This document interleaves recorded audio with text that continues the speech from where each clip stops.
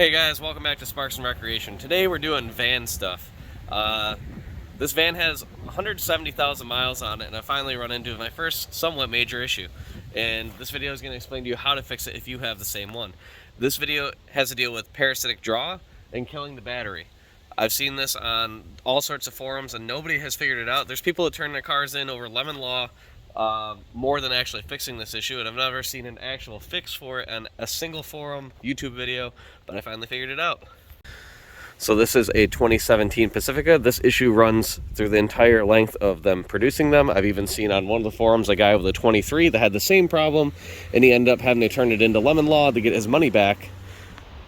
So what happens is you shut your vehicle off and you get up the next day and it's dead. You don't know what's going on. It keeps killing your battery. They tell you got to replace your auxiliary battery, you got to replace your normal battery, your start stop is wrong. This specific issue is a little different.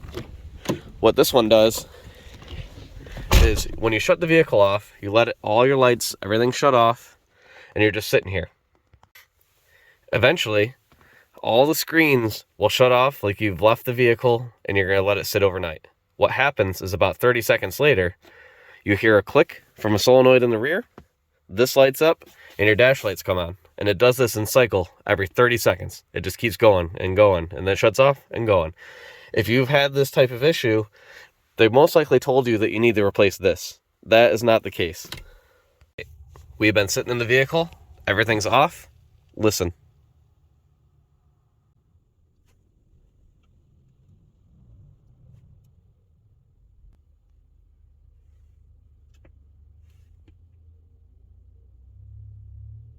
All right, see how that just came on? If you listen very close, you can hear solenoids kick on, and then this screen, this is a screen that's prompted, oh, it just shut off. And it's gonna do this in cycle over and over and over for hours until you start the vehicle or the battery dies. So if you watch long enough and you're like, yeah, that is the same issue I have, what's the fix? Well, it's gonna be one of two things. How I figured this out is I went through and pulled every single fuse in the fuse box until I narrowed it down to what system was causing this, because everybody on the internet was wrong, and all the ones that I pulled thinking it had anything to do with the ignition or the start stop did nothing. Sorry, my van is such a wreck. I bought this literally we use it at my car dealership to transport lawn equipment, and we take road trips like cross country in it. We just absolutely abuse it, transporting motors, all sorts of stuff. First thing you're gonna do is you're gonna pop off your fuse panel here.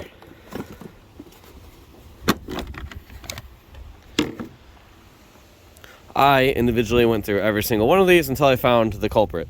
My first thoughts were, what turns those lights on is when it recognizes a door open or a button pushed on the inside. It recognizes somebody's in there and it prompts you, hey, put your foot on the brake and turn the car on.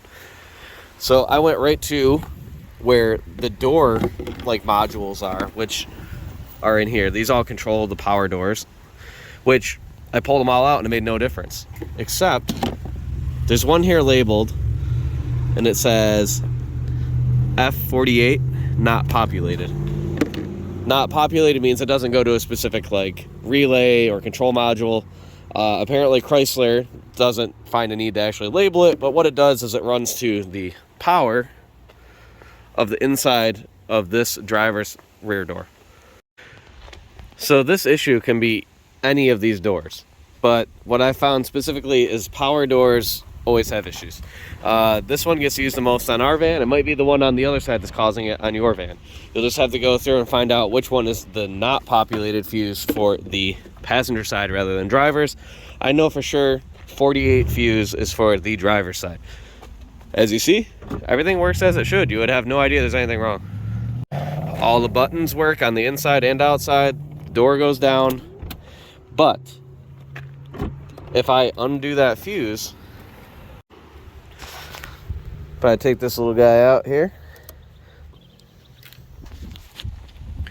the door no longer has power. But everything inside still works. The heated seats works, the window works, everything works, but there's no power.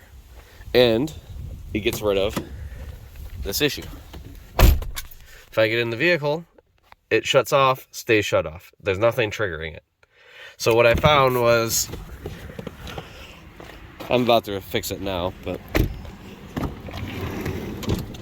this little rubber looking thing, there's actually wires inside it. This is just a case to keep it from getting caught.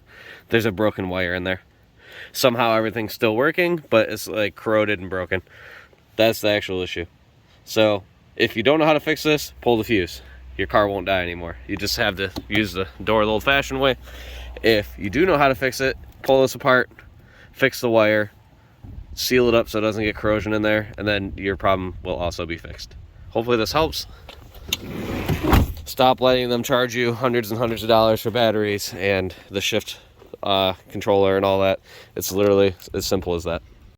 If you enjoyed this video but found it boring, we do have fun videos where we're doing burnouts and tinkering on cool cars, going on road trips, and adventuring across the country. So if you liked it, give us a sub, a like, subscribe if you have the time, that'd be great. And we'll see you in the next one, guys.